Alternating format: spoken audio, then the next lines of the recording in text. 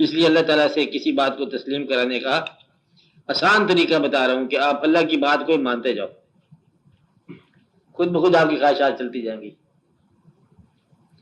آپ زندگی میں بوجھ نہ بنا لو اپنی خواہشات کی وجہ سے، خواہشات زیادہ ہو جاتی ہیں آپ کی. اتنا ممکن ہی نہیں ہے زندگی میں ان کا پورا ہونا. اصل میں تو زندگی گزارنی ہے آپ نے. لطف کی بات ہے زندگی گزر رہی ہے اور خواہش نہیں پوری ہوئی. کیا بات ہے، نہیں سمجھے؟ خواہش کیوں دی اللہ نے؟ کہ اس سے زندگی گزرے، اور آپ زندگی گزر رہی ہے تو خواہش نہیں پوری ہو رہی. تو وہ خواہش جس کے پورا نہ ہونے سے زندگی ختم نہ ہو، وہ خواہش بھی صحیح نہیں. وہ خواہش جس کے پورا ہونے سے زندگی جاری ہو، وہ خواہش صحیح ہے.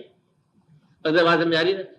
تو وہ خواہشات جو ہیں جس سے زندگی میں کوئی فرق نہیں پڑتا، وہ خواہشات نہ بھی پوری ہوتا بھی زندگی چل جاتی. زندگی اور عبادت یہ کسی خواہش کے ساتھ مشروط نہیں ہے.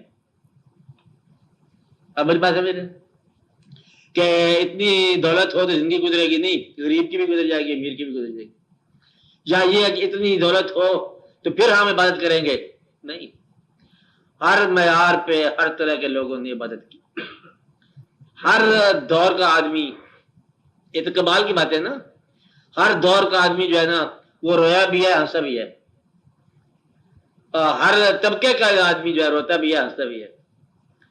ہر طرح کا انسان جو ہے خواہشات اس کی پوری بھی ہوتی ہیں، خواہشات رہ بھی جاتی. تو اس سے تو بچ کو نہیں سکتا. اس بات سے آنسو سے اور مسکراہٹ سے بچ کو نہیں سکتا. غم اور خوشی سے انسان بچ نہیں سکتا. زندگی اور موت سے بچ نہیں سکتا. پھر باقی کیا آزمائش کی ہے اپنے خواہشیں رکھی ہے، اللہ کے حوالے کرو یا پوری کر لو پوری خواہشات. اگر پوری بھی نہیں ہوتی، چھوڑی بھی نہیں جاتی، یہ ہے مصیبت. کہ وہ چاہتے وہ چیز ایسی حاصل ہو، لے لو، حاصل کر لو. حاصل نہیں ہوتی چھوڑ دو. کہ چھوڑی نہیں جاتی عذاب ہی ہے. پھر جو چیز حاصل نہیں ہوتی اور چھوڑی بھی نہیں جاتی، یہ فیصلہ کر لو آپ خود ہی. اللہ تعالیٰ مہربانی کرے گا آپ کے فیصلے کے ساتھ.